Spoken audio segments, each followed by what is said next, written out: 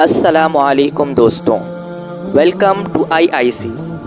دوستوں، ہماری آج کی ویڈیو ایک ایسے انسان پر ہے جو خدائی کا دعویٰ کرتا تھا اور جس نے دنیا میں اپنی جنت بنائی تھی۔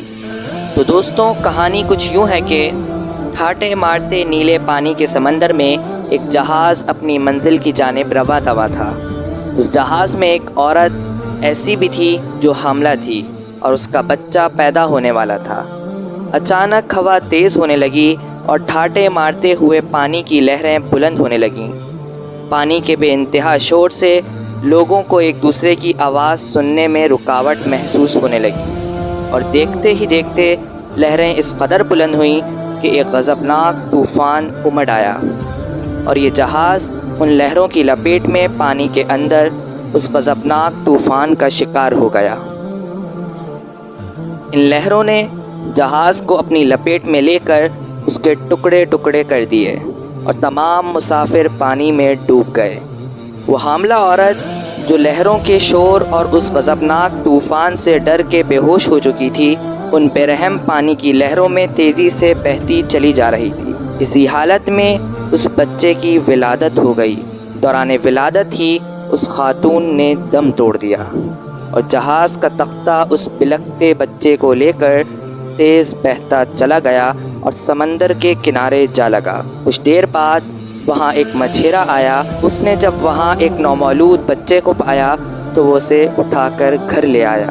مچھیرے کی بیوی کے ہاں کوئی اولاد نہ تھی۔ وہ اس بچے کو دیکھ کر انتہائی خوش ہوئی اور اسے اپنا بچہ بنا لیا اور اس کا نام شداد رکھا اور اس کی پرورش کرنے لگی۔ اسی طرح وقت گزرتا گیا اور 6 برس بیت گئے۔ شداد جو اب 6 برس کا ہو چکا تھا، وہ انتہائی چالاک اور ذہین تھا۔ ایک دن گاؤں کے باہر سے بادشاہ کے قافلے کا گزر ہوا۔ شداد انہیں کھڑا ہو کر دیکھنے لگا اور بے خبری میں اس قافلے کے پیچھے چل دیا۔ جب بادشاہ کا قافلہ تھوڑا آگے گیا تو کچھ شاہی پیادے بادشاہ کے قافلے سے گرا ہوا سامان اٹھانے لگے۔ ان میں ایک پیادے کو ایک چھوٹی سی پوٹلی بھی ملی جس میں ایک سرما دانی تھی۔ یہ پوٹلی بادشاہ کو ایک سرمچی نے بطور تحفہ دی تھی جو یہاں گر چکی تھی۔ شاہی پیادہ جس کی بینائی تھوڑی کمزور تھی، اس نے باقی پیادوں سے پوچھا کیوں نہ میں اس کو اپنی آنکھوں میں لگاؤں؟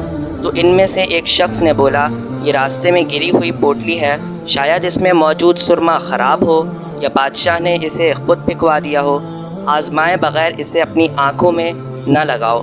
اسی وقت ان کی نظر شداد پر پڑی جو ان کے پیچھے چل رہا تھا۔ شاہی پیادوں نے شداد کو پکڑ کر سرما اس کی آنکھوں میں لگا دیا۔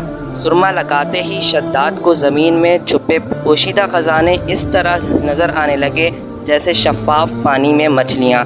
شداد جو انتہائی چالاک تھا، وہ اپنی ذہانت اور عقل مندی کو مد نظر رکھتے ہوئے چلایا کہ میری آنکھیں جل رہی ہیں، میری آنکھیں خراب ہو گئی ہیں، مجھے کچھ نظر کیوں نہیں آ رہا، ٹھیک نہیں ہے، یہ زہر ہے، کوئی میری فریاد سنو، میں اندھا ہو گیا ہوں، ہائے میری آنکھیں۔ پیادے نے جب شداد کی حالت دیکھی تو خوف کے مارے سرما وہیں پھینکا اور وہاں سے بھاگ نکلے۔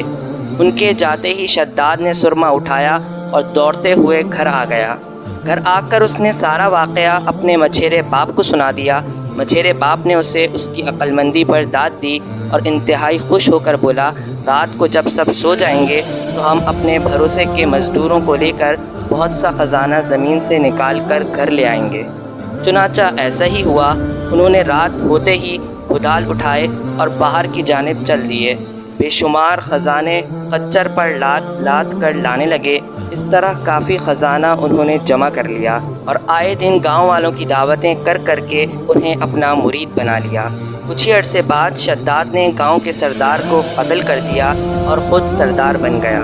یہ خبر دوسرے گاؤں کے سرداروں اور حاکموں تک پہنچ گئی۔ انہوں نے شداد کو سزا دینے کا فیصلہ کیا، لیکن شداد اپنی ایک بہت بڑی فوج تیار کر چکا تھا اور اپنی ہوشیاری سے سب حاکموں اور سرداروں کو ہلاک کر دیا، اور اسی طرح کرتے کرتے وہ اس روئے زمین کا بادشاہ بن بیٹھا۔ اس نے بے پناہ خزانے، ہیرے جواہرات جمع کر لیے اور بے حد عقل و غرور و تکبر میں شاہی تخت پر براجمان ہوئے خدائی کا دعویٰ کرنے لگا۔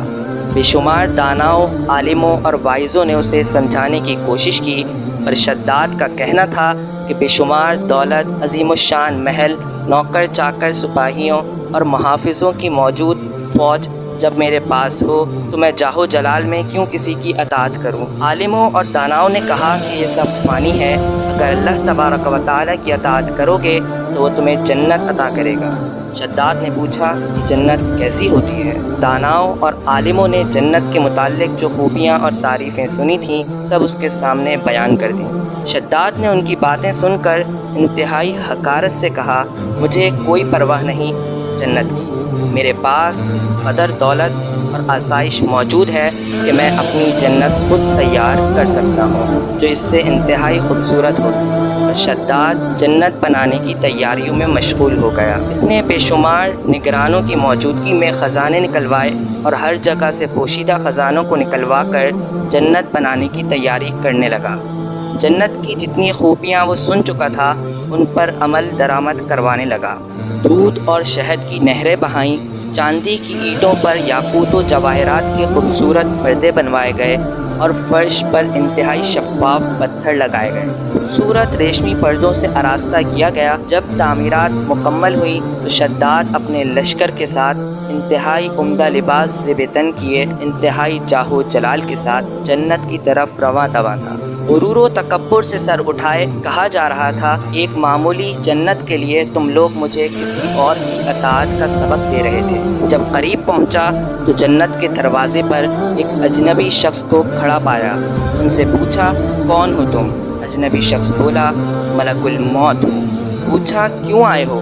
اجنبی شخص بولا، تمہاری جان لینے۔ شداد بولا، مجھے میری جنت دیکھ لینے دو۔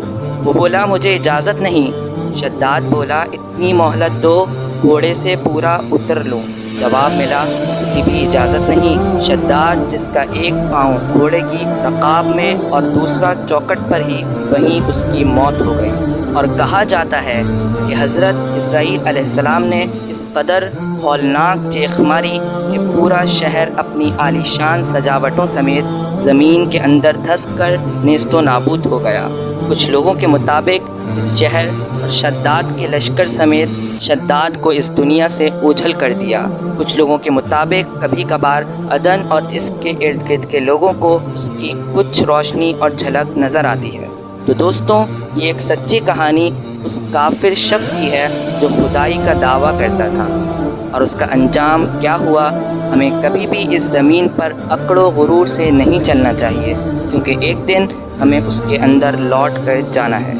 تو دوستوں، اگر آپ کو ہماری ویڈیو پسند آئی تو اسے لائک کریں اور سبسکرائب کریں ہمارے چینل کو، اور کمنٹ سیکشن میں اپنی قیمتی رائے کا اظہار لازمی کریں۔ دیجیے اجازت، اللہ نگہبان۔